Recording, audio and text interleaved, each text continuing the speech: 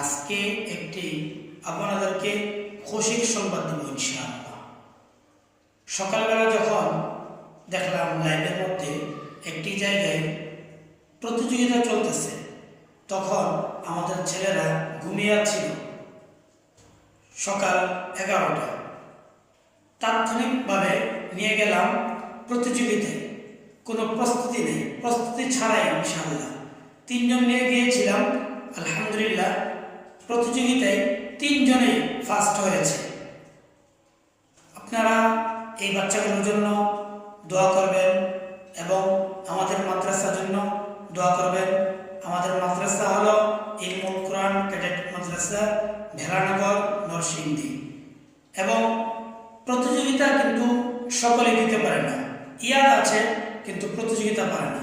আলহামদুলিল্লাহ এখানে 100-র উপরে প্রতিযোগী ছিল। আজকের প্রতিযোগী 100-র উপরে ছিল।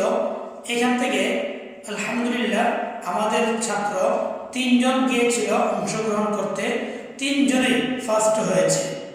তাদের জন্য দোয়া চাই, আল্লাহ তাআলা যেন তাদেরকে দ্বীনের জন্য কোরআনের খাদেম হিসাবে কবুল করেন।